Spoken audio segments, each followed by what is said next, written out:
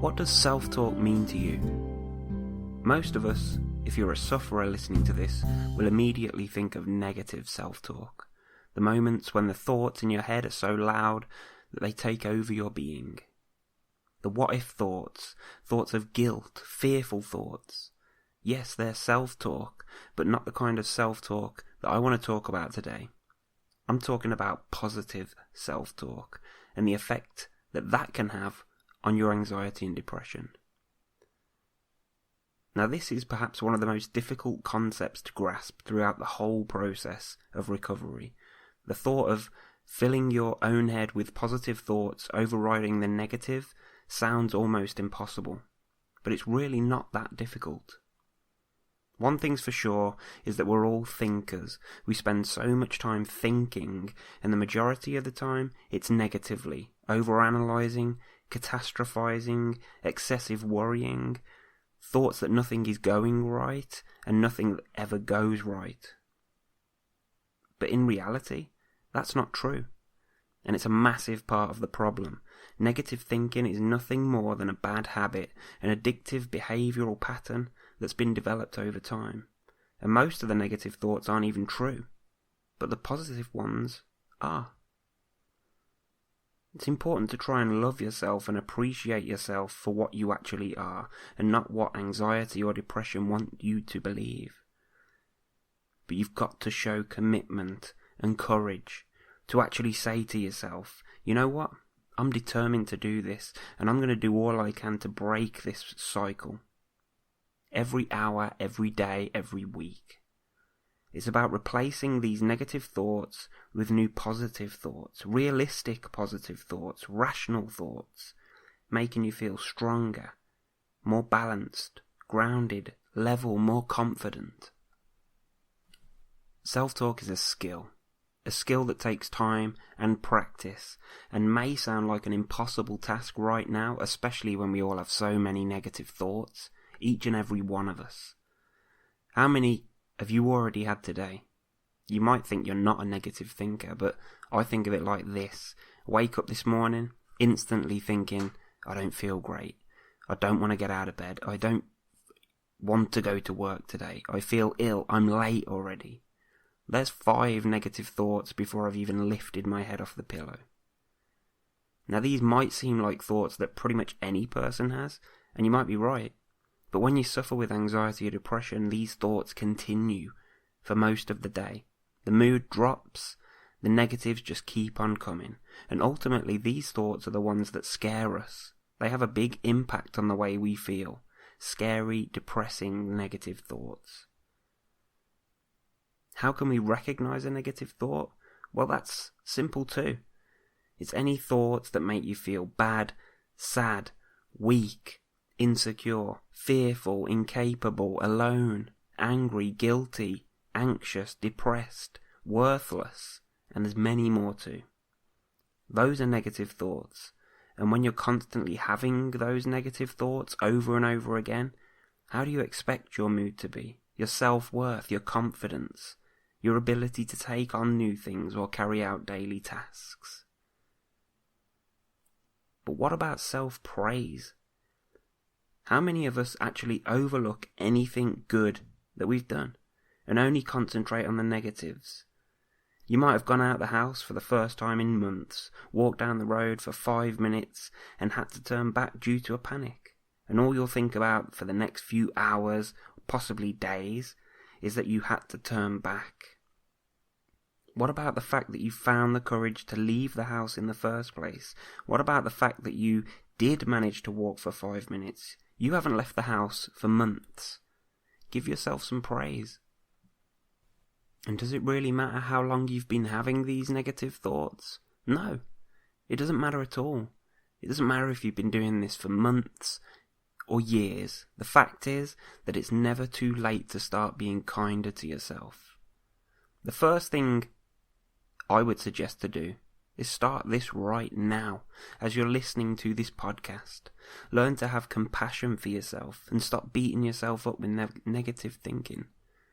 Learn to stop thinking that you failed when you try something and it doesn't go exactly to plan. Remember that you tried and see the positives in the situation. There are always positives if you look closely enough. Comfort yourself as you would a friend or family member if they were saying the same things that you are to yourself. The language and the tone that you use with your own thoughts is also important. Get yourself a notebook and jot down your negative thoughts the next time you have one, which is probably going to be within the next couple of minutes if you're anything like me. It's amazing how quickly you'll think of these negative thoughts, and you'll be sure to end up with a list before too long. And to start with, the difficult part will be coming up with positive alternatives. We use this as a guide. A positive replacement thought can be anything that makes you feel safe, soothed, comforted, relaxed, special, capable, loving, talented, attractive, accepted, in control. Again, there are more. Positive reassurance. Replace unrealistic, catastrophic, negative thoughts with realistic, soothing thoughts. The problem with people like myself who suffer with anxiety, we spend way too long looking outside of ourselves for positive reassurance. We ask friends, family, anyone who can help for reassurance and positive dialect. We want other people to tell us that we look okay. It's time to start giving ourselves that reassurance by thinking more positively, by replacing those thoughts which make us feel down with thoughts based on evidence and facts, realistic, positive thoughts. And when you wake up in the morning, don't be fooled by your old thinking habits. Don't lie there filling your head with negative thoughts. Get up, get out of bed, be positive, make a start. You might have a hard day planned ahead, but it'll be so much easier if you give yourself the credit and praise you deserve. It's not about looking down on yourself or looking back at how things were or have been. It's about looking forward and realize that you do have the strength to move forward.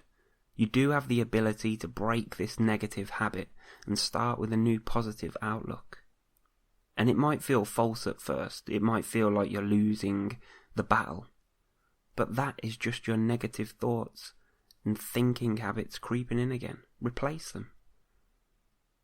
It won't be easy, but then what is easy when it comes to dealing with this? The best advice that I can give if you're struggling to get the concept of replacing these thoughts with positive ones is to think of your wife or husband or friend saying out loud the same negative thoughts that you have in your head. What would you say to them? How would you comfort them and reassure them that these are merely thoughts? You'd say genuine things to them, you'd compliment them, and you'd fill them full of good feelings. That would make them feel all the things we related to positive thinking: soothed, comforted, in control and capable. Now, once you can start to use self-talk positively, you'll come to realize that there's no such thing as failure. You can do anything and you can go anywhere, because you don't need to be reassured by others. You can reassure yourself.